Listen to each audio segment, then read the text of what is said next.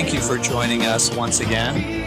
This is Evidence for Faith, radio voice of Ratio Christi, where we give you the evidence that shows that Christianity is true, and where we help Christians become thinkers, and thinkers become Christians. I'm Keith Kendricks. And I'm Kirk Hastings. And today's topic is going to be on the problem of suffering. What does Christianity have to say about the problem of suffering? Does it mean that God does not exist, or is there more to it than that? Please check out our website at evidenceforfaith.com. That's evidence, the number 4, faith.com, where you can find archived shows, and you can also listen to podcasts on iTunes. Also check out the Ratio Christi website at ratiochristi.org.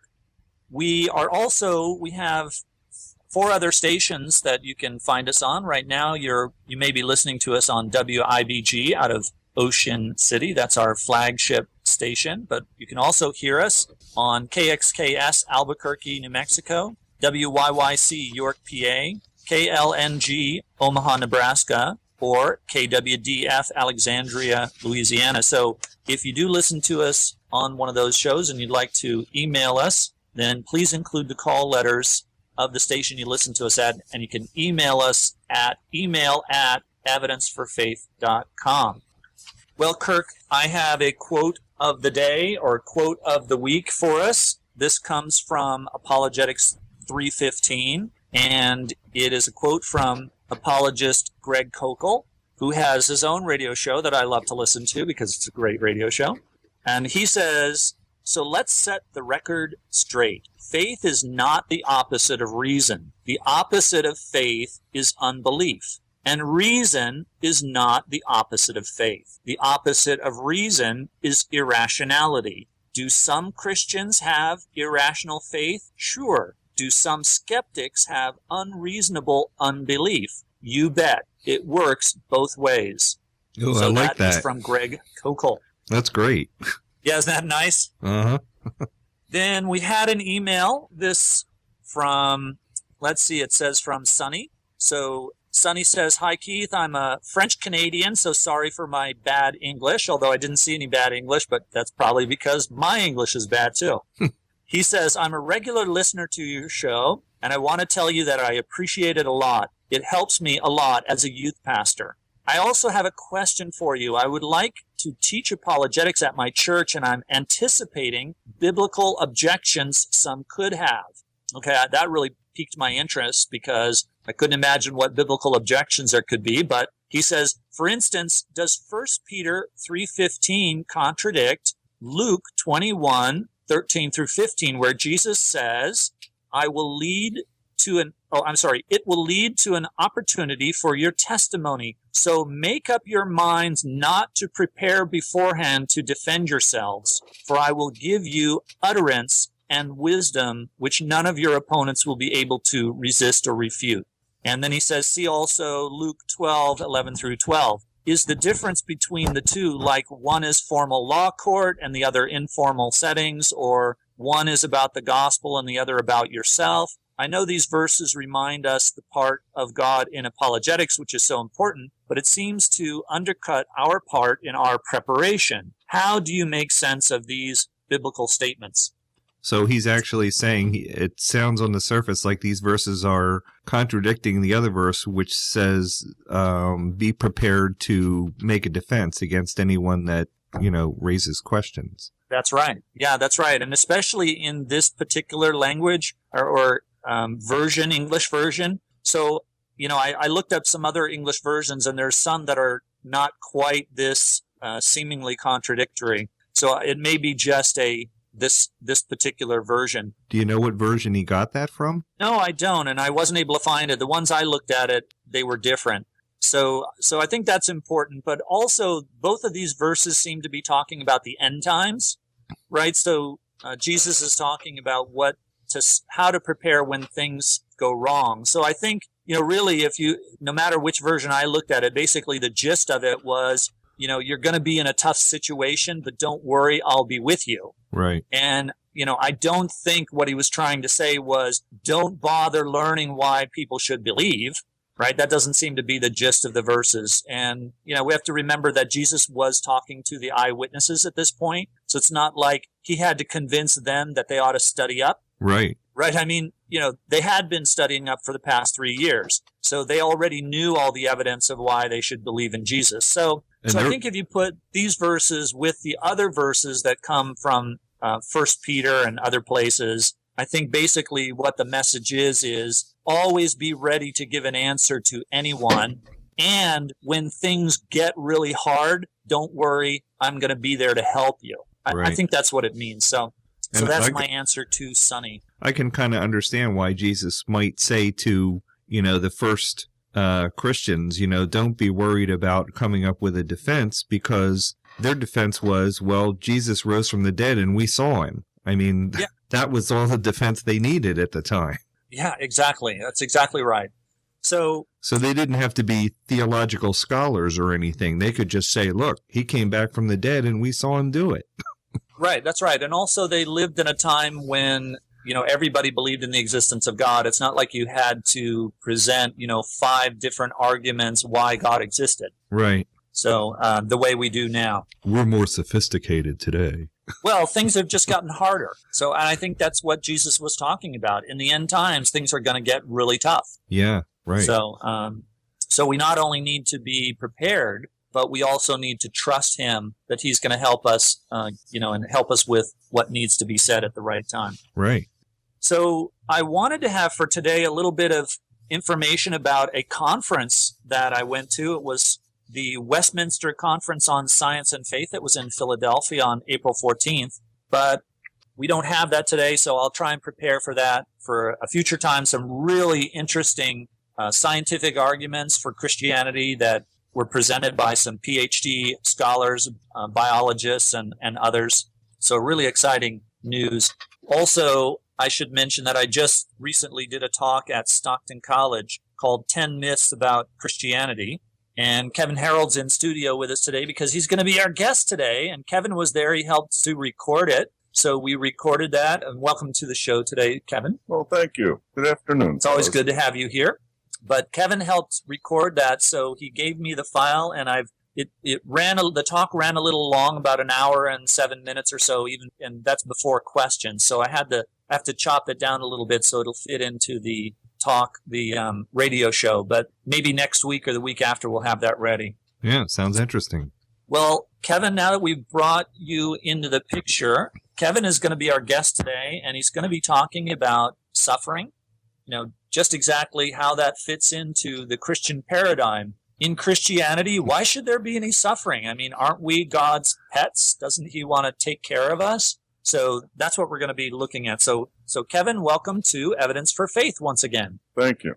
You have to be careful how you say that, Keith, that you say, well, we're going to talk about suffering today, and now here's Kevin Harold. As if there's a connection. Am I suffering to listen to Kevin?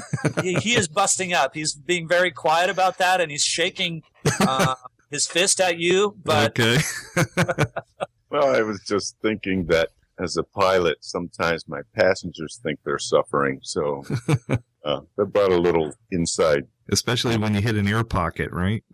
I was thinking more like when I hit the runway. Oh, okay. Yeah, and the landing gear comes up into the passenger compartment.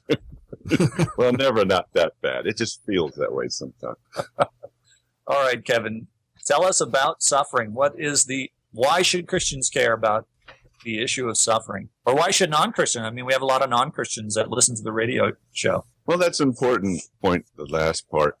Many times the question of God and the existence of evil or suffering, pain, that often is an intense conversation with non-Christians and sometimes Christians, and be my goal to cover that. Let me say from the first front, because the question of God and the existence of evil, it can't just solely be an intellectual exercise.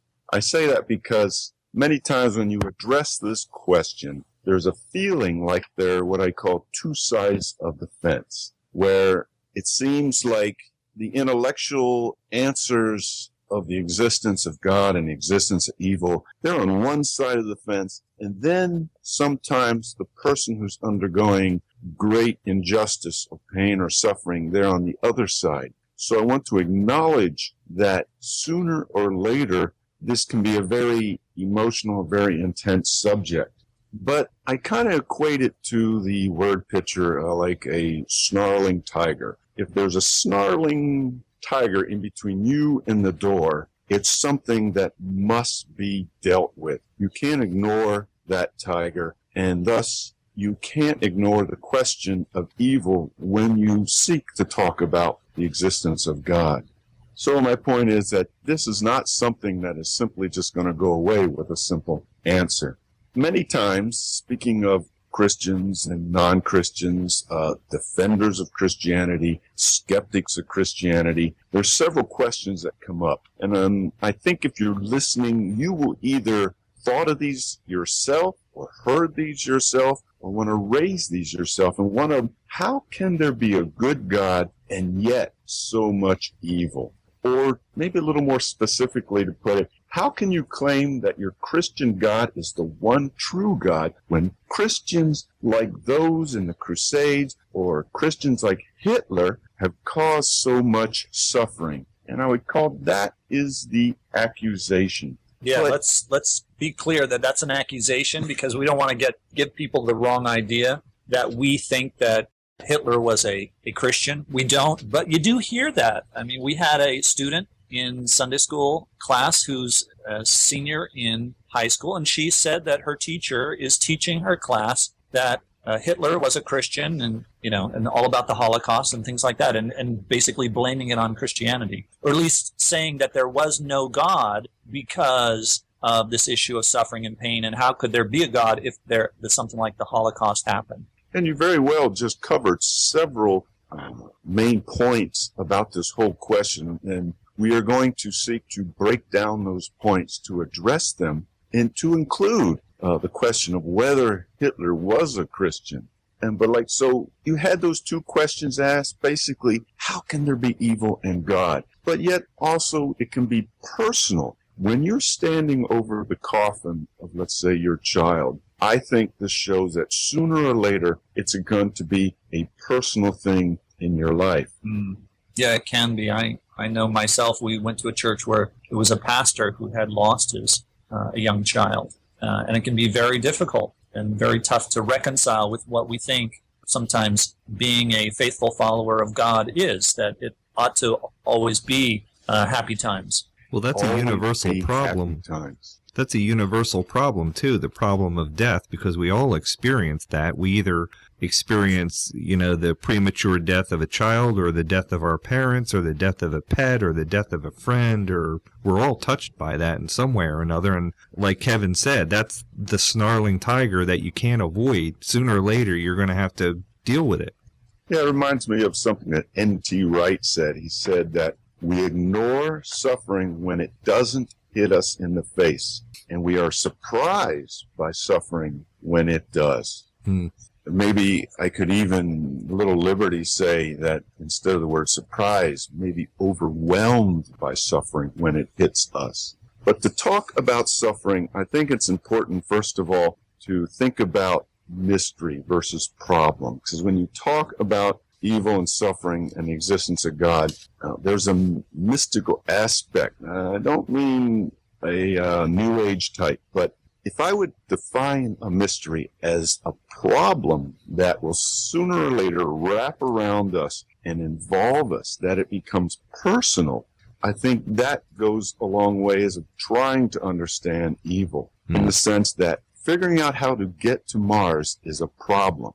Falling in love and trying to explain it, now that's a mystery.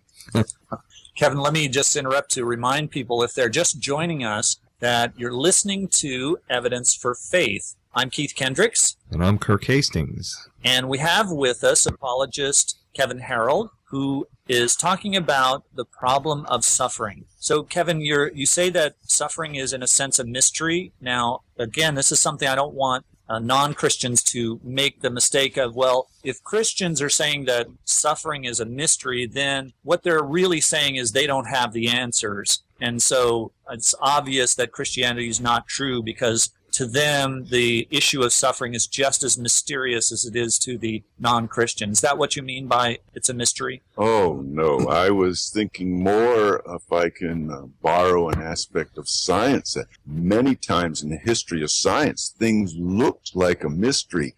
But when the scientists spent effort and time, and the community of scientists sought to unravel the mystery, then they began to understand it better. So I wish to use the metaphor of mystery to say that just talking simple about evil and suffering can't be done. Right. And why would that be? Well, because it's not that I think that the question of God and evil is unexplainable, but that it involves three aspects of suffering. And just start with those three aspects. And I think when I explain them, I think it'll help us to understand how we can even begin to crack the door on this question. And the first aspect was called the reality of suffering, the reality of it. I don't think I have to explain this too much. If we've been alive any amount of time on this earth, watching even just the news, or in my case, going to many different lands and seeing it in person, how can you even begin to deny the reality, the intensity of suffering? Secondly, the universality of suffering, in the sense that the reality of suffering cuts across all classes, all borders. It does not spare the rich and the privileged. And from the reality of suffering, the universality of suffering, you have the complexity of suffering. And as I said earlier, you can't just try to explain this away with a real simple answer. So as we start to get into this rather long introduction, I know, we're going to basically talk about two important aspects that are critical for this question, and that is the intellectual approach. And that's where we talk about the hows and the whys, the nuts and bolts, the existence of God and evil, but also, importantly, address the emotional approach aspect of it. Like I said, when you personally suffer great pain. Well, Kevin, one of the issues that comes up all the time is how do different religions handle this issue of suffering? So we don't want to just look at okay, Christianity is the predominant religion, and it doesn't seem to have an answer to me for why my child died, and then just leave it at that. Therefore, atheism must be true. So can you talk a little bit about that as to, really the Christian answer is just one among many answers. So it could be that while the Christian answer isn't entirely satisfying to someone who is suffering, could it be that it's maybe a better answer than what the other options are? I think that was well put. So I'm just going to pick three. I'm not going to try and cover all the worldviews. And the first one we could pick of why bad things happen to us. How do we answer that question? First one would maybe be from pantheism, which denies the existence of good and evil. For to a pantheist, since all is God and God is all, good and evil are merely an illusion, because everything is the same. You can't differentiate. I mean, if you try to differentiate, that's just an illusion. Thus, good and evil are just an illusion. Yeah, but not a terribly satisfying answer to people that are suffering. I guess it's a way of ignoring the problem. Well, it comes across mystical, and sometimes mystical seems to explain by not explaining because it's mystical. But I would say to you, if you have personally experienced the reality, the universality, and the complexity of suffering, does that work for you? Will you buy that explanation? Yeah, I don't know personally. It doesn't wash for me terribly well. I think even people that would claim to believe in this, when something bad happens to them, I think suddenly their belief would go out the window.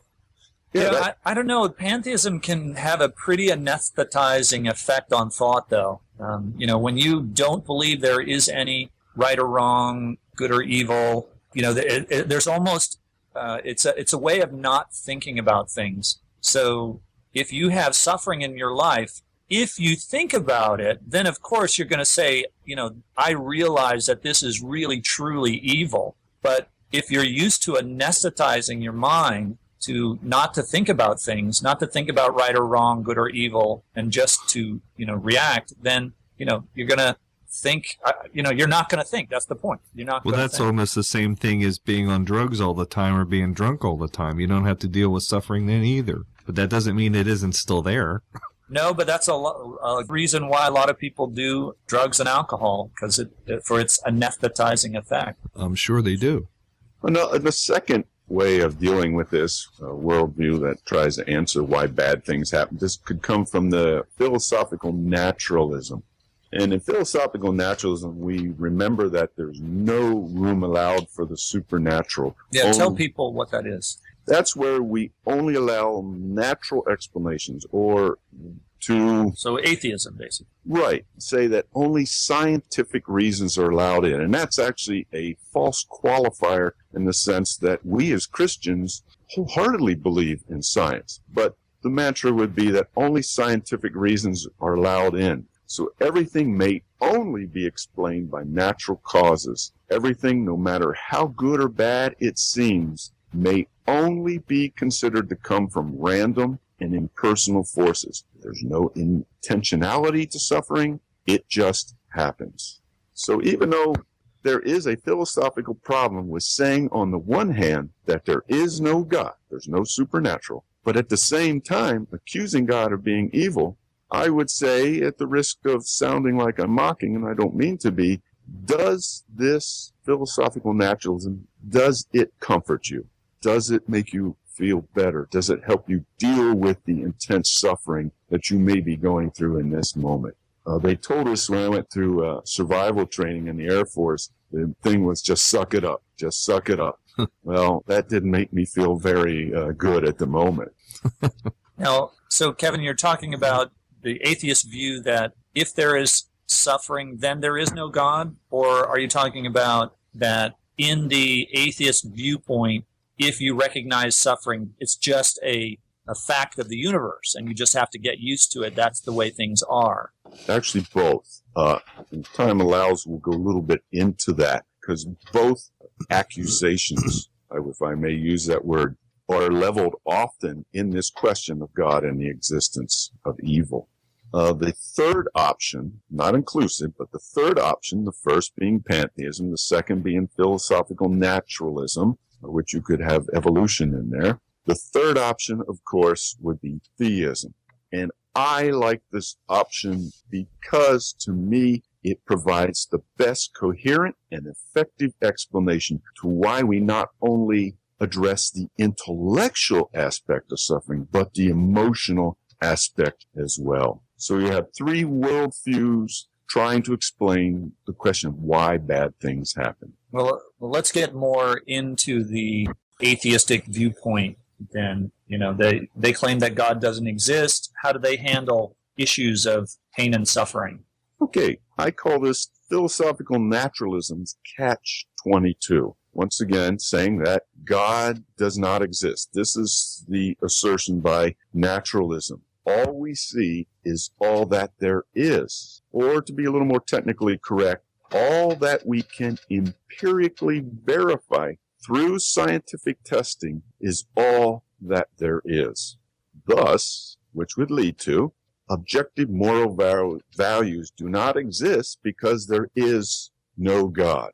And we might ask, well, what is objective moral values? Well, everyone knows what objective moral values is. Well, I love to define things because often that helps us to understand where everyone is coming from. And I like what Dr. William Lane Craig defined objective moral values as when he said, I mean moral values which are valid and binding whether anybody believes in them or not. Yeah, and actually, this answers that issue that atheists will say, oh, there they go those Christians again, saying we can't be good without God. But we're not saying you can't be good without God. We're not saying that there are no morals without God. We're saying that there are no objective morals that are outside of yourself. And William Lane Craig says, whether you believe in them or not, but I think it's better to put it whether you like them or not. You have to obey them even if you don't like them, if they're objective.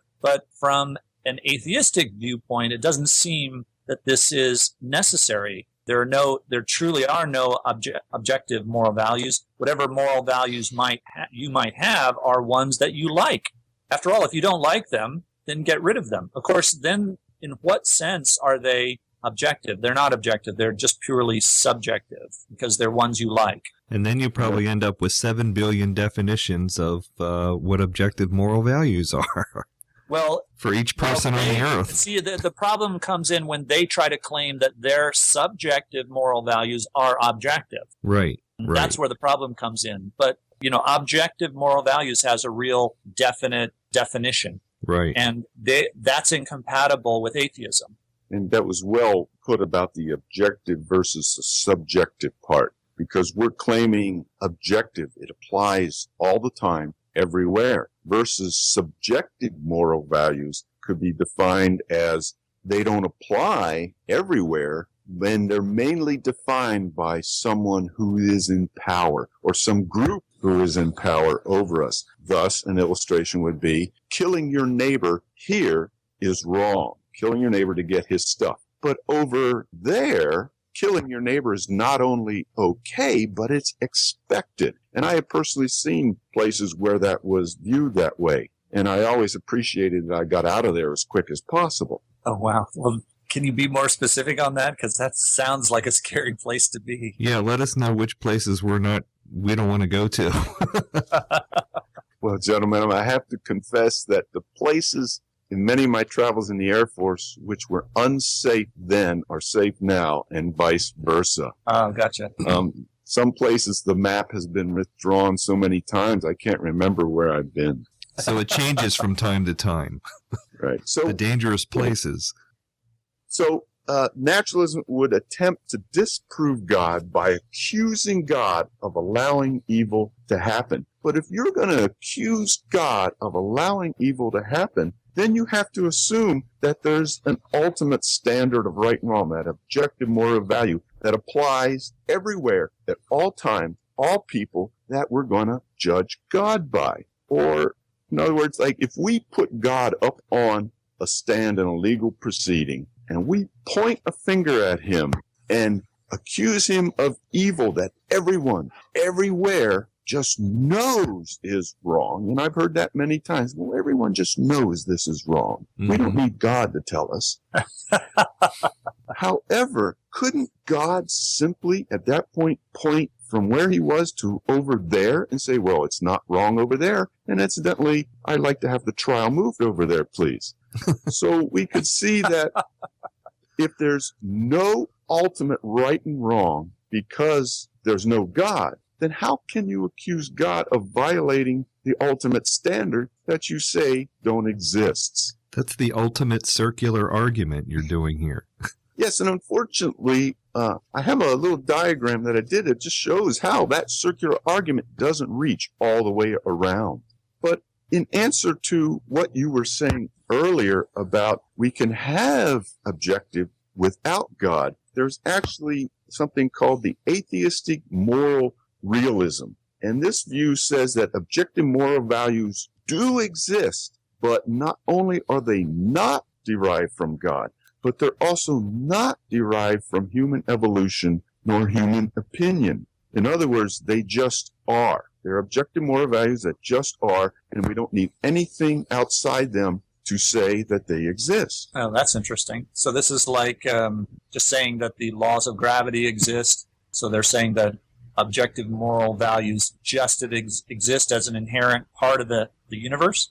Yes, I think that would be very close to it. Well, that's really avoiding the question, isn't it? Craig, I'm sorry, Kirk, were you interjecting something? Yeah, isn't that just kind of another way of avoiding the question by saying, well, they just are and we don't know why? Yeah, exactly. They don't want to tack on the we don't know why. You can say that about anything, and that's the end of the argument. Yeah, that's right. Exactly. And they do that a lot. They'll say things are just a brute force. It's just a brute fact, and so get used to it kind of thing. Suck it up. Use the word brute there. So to me, that goes back to subjectivism, where you're saying some entity is enforcing their will upon you without it being objectively morally based. And that, in essence, is oppression. But Dr. Craig says that this atheistic moral realism, that objective moral values just exist without God, he calls it incomprehensible, an example of trying to have your cake and eat it too. Because his explanation is the existence of justice rests squarely on the back of personhood, not abstraction. Because when you appeal to justice, you don't appeal to nothing. You don't appeal to an abstraction. You're usually appealing to a person, either to agree with you or to agree with you and to enforce it. So it's that personhood that, to me, would make this atheistic moral realism undefensible. In fact, in Christianity, well, as in some other religions, we assert that objective moral values are discovered, not invented, and if I might add, not voted upon. So as an example, then, if you're saying that justice says that I have a duty to do something, like I have a duty to help the poor. Now, so an atheist can't just say, well, there simply exists this duty to help others, because duty implies to someone, right? I have a duty to God to help others, right? Is that what you're saying? That it's person oriented, that morals are essentially come from a moral lawgiver. They have this innate, as if they come from a person, not as if they are just exist by themselves. They have to come from some authority somewhere. Right. Otherwise, why ought you to obey them? Right.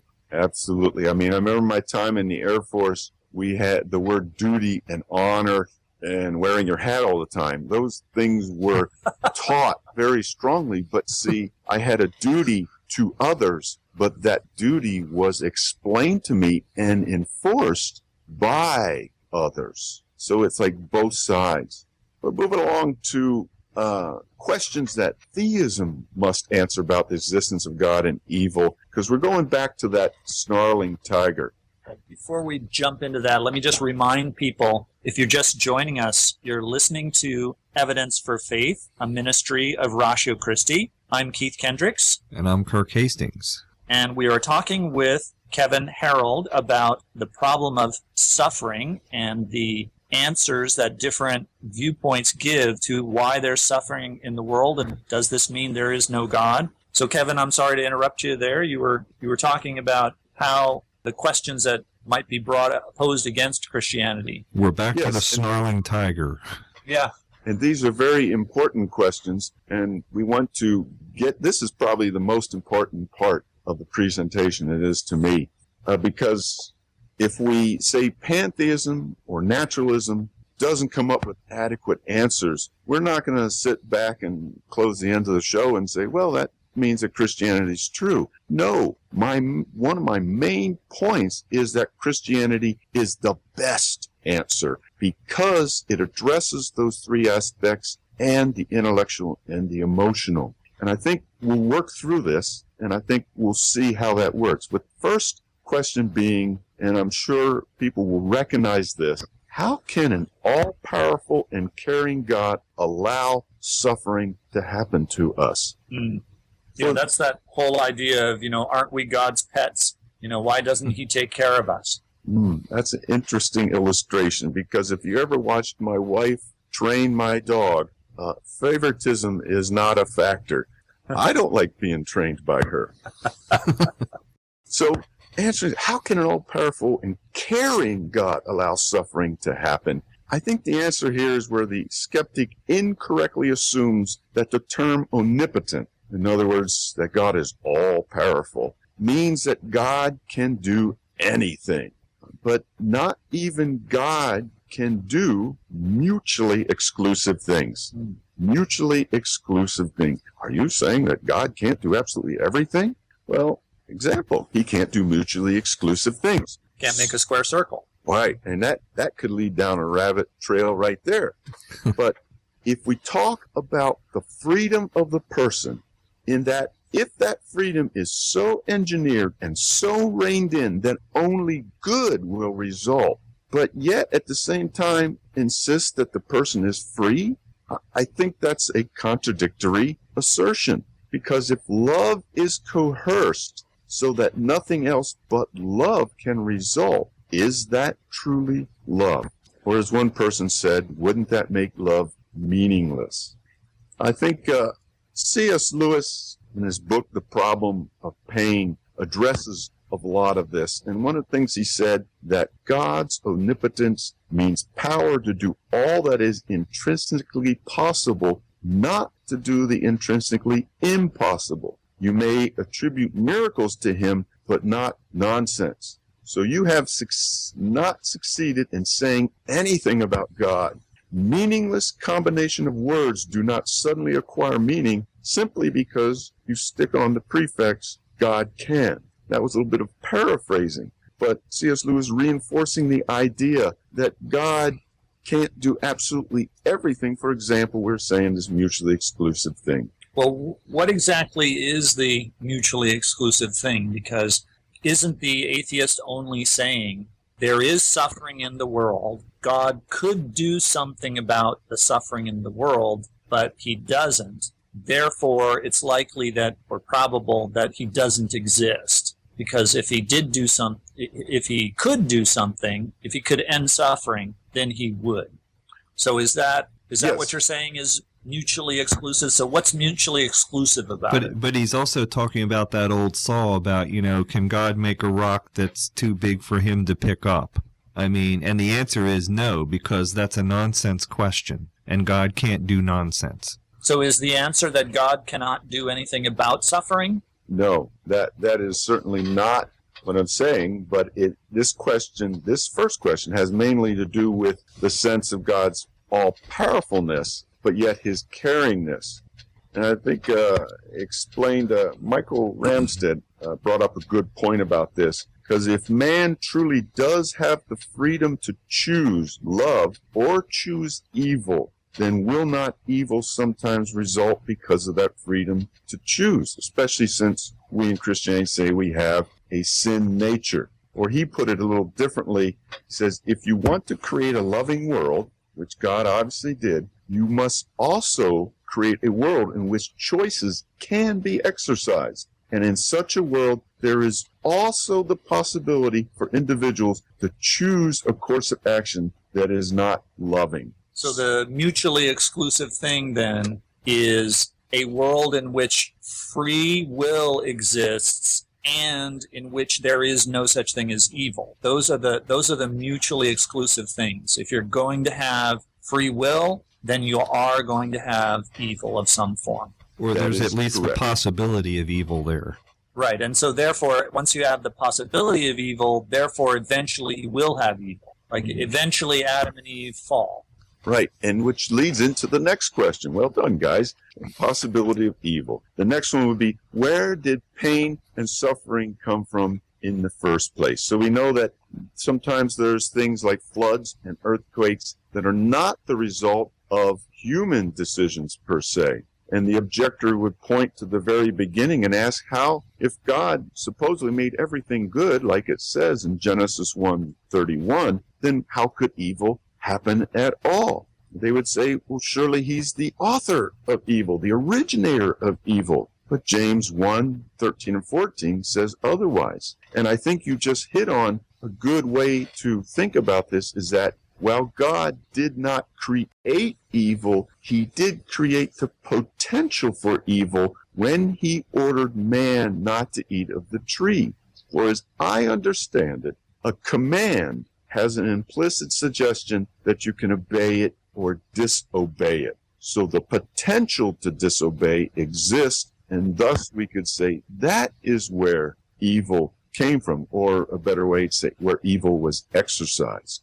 So in a sense, it's like God creating a radioactive element that has the potential to decay, and given enough time, it probably will decay. So if Adam and Eve were given enough choices over a long enough period of time, eventually they're going to make the wrong choice simply because they are free and had the ability to do it. This is kind of reminding me when parents try to discipline their children and they say, I don't want you to do such and such. When they say that to their children, they intend for them to obey it. But the very fact that they're saying that to them creates the possibility that they'll choose not to do it.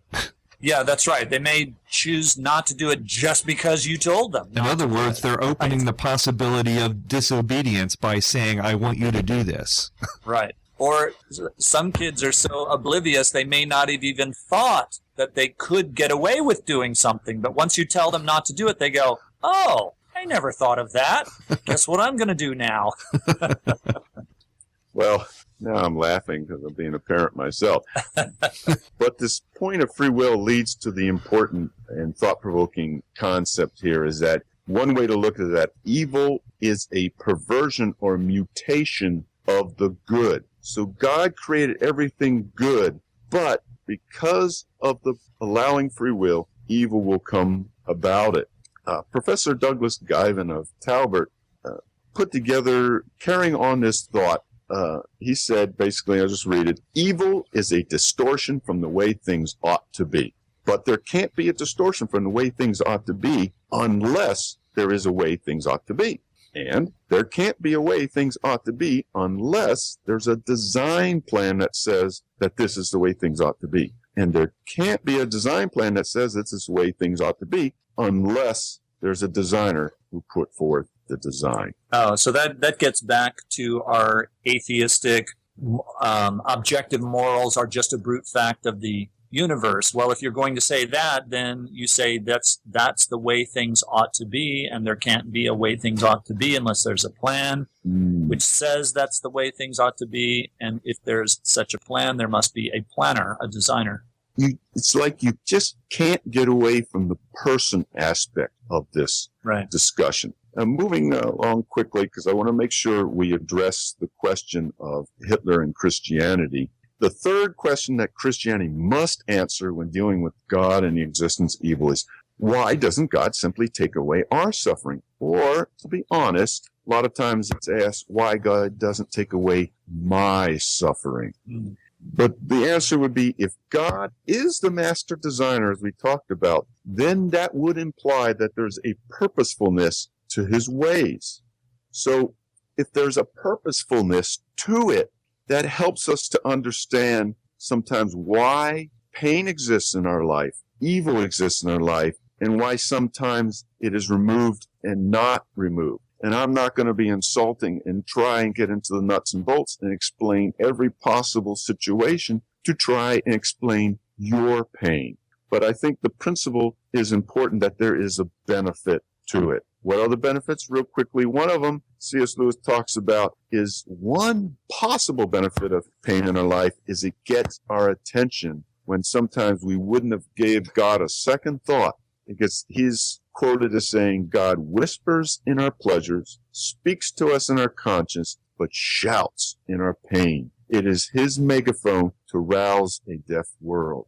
Another benefit may be not so much direct, but an indirect or a secondary worthfulness to it. I might mutilate that word. And we saw this in Genesis, where Joseph basically said, brothers, what you meant for evil, God meant for good. So my main point, getting to my main point here about suffering has meaningfulness, not that every single aspect of suffering has a meaning and we're to rack our heads, try to always figure it out. But suffering should bring, and I say this very delicately, some measure of joy when we focus not upon ourselves, but the possibility that it has some meaning in our life. And the important point, the main point, is that when we think about all of this, in light of the idea that God works in a meaningful way when we suffer, the main conclusion of this entire presentation should be that Christ addresses both the emotional part of our suffering and the intellectual. And I want to stress the emotional part, because Hebrews 4:15 says, For we have not a high priest which cannot be touched with the feeling of our infirmities, but was in all points tempted like we are, yet without sin. Christ went to the cross, suffered injustice and pain, and in doing so, he can understand what we go through when we feel like we're enduring pain as just as excruciating.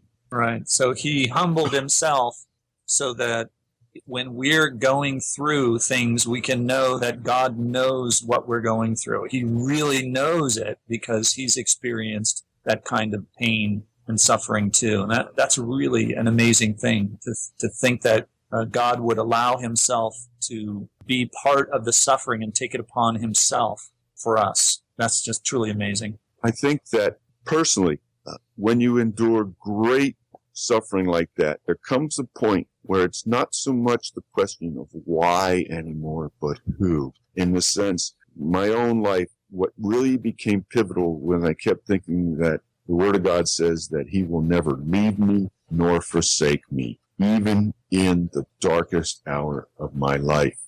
So it's basically three questions, three things that I think shows that Christianity best explains the question of God and the existence of evil. And once again, I don't want to make light of what you may be going through at the moment, but I want to try bring in the intellectual and the emotional aspect. That's one of the benefits of the Christian answer. Right. Much more satisfying than any of the others. More satisfying, more helpful, I think, too. Certainly not, I can't say I've, got it all figured out exactly, but have gone a long way to understanding things. And like, speaking of understanding things in the few minutes we have left, I think it's important to address the subject. And I know, Keith, this is something that you really are interested in, is that Christianity and the Third Reich. The accusation that Hitler did what he did because he was a Christian, and thus the great suffering came as a result and laid at the feet of Christianity's door. Right, yeah, you sometimes hear that. Not often, because most atheists are a little bit more intellectually knowledgeable than that, but sometimes you come across some ill-informed ones who do try to lay that at the feet of Christianity.